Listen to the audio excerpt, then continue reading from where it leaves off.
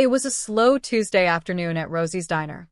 The kind of day where the air was thick with a familiar, comforting scent of freshly brewed coffee, and the soft clink of silverware echoed through the quieter moments between friendly chatter.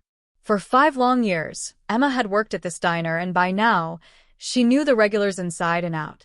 She could tell you exactly how Mr. Thompson liked his eggs, over easy, with just the right touch of pepper. She wasn't just another waitress. She was woven into the very fabric of the diner.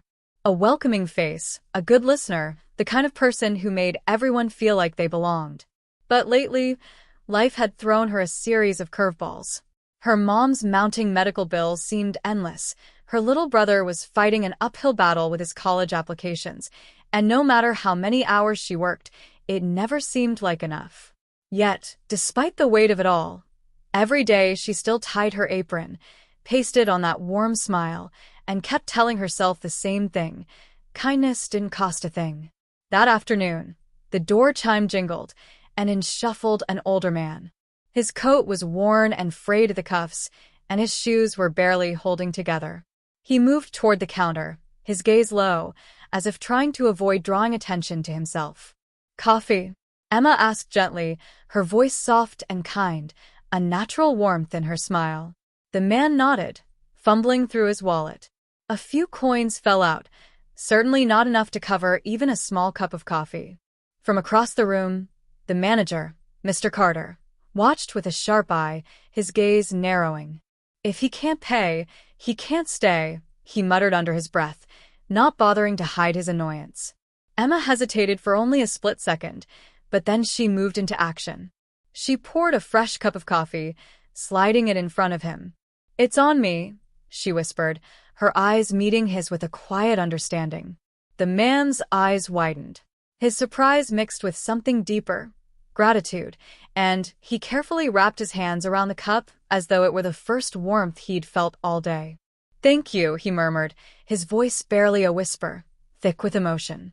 But Mr. Carter was watching, and when the man left, pausing to thank Emma one last time before stepping out into the cold, the manager stormed over, his face dark with anger. "You can't just give food away," he snapped, his voice rising. "That's stealing from the diner." Emma didn't flinch. She met his glare, her voice steady but unwavering. "It was just a cup of coffee," she replied calmly. "He needed it." "That's not your call," Mr. Carter barked. "You're fired." The diner fell silent. The cooks peered out from the kitchen, and a few customers froze mid-bite, forks suspended in the air.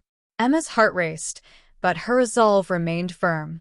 She calmly untied her apron, placed it on the counter, and took a deep breath. "I hope one day you understand," she said softly, but with an unshakable conviction. "Kindness is worth more than a few extra dollars." With that, she walked out, her head held high, leaving behind the place she had poured so much of herself into. The next day, something truly unexpected happened.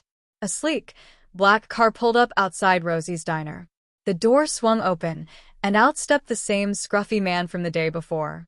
But now he was unrecognizable. His tattered coat was gone, replaced by a sharp, tailored suit. His hair was combed neatly, and his posture had changed, confident, poised. Mr. Carter stood frozen, his mouth slightly ajar, eyes wide with shock. The man wasn't homeless at all. He was James Whitmore, the CEO of a national chain of restaurants, including Rosie's Diner. He had been there undercover, observing how his staff treated people, not just the paying customers, but everyone who walked through the door. And Emma? Emma had passed his test in the most extraordinary way. When they tracked her down at home, still reeling from the shock of losing her job, James didn't just offer her a position back at the diner. He offered her a promotion, along with something far more meaningful. He promised to cover her mother's medical bills and set up a scholarship fund for her little brother. "You didn't just serve coffee," James said, his voice sincere. "You served humanity." Emma, overwhelmed by his words, struggled to find the right response. "Thank you," she whispered, the words barely escaping her lips. James shook his head, a smile tugging at the corners of his mouth. "No," he said, his voice filled with gratitude. Thank you for reminding me what real service looks like. The story spread quickly. Rosie's Diner became more than just a place to grab a meal.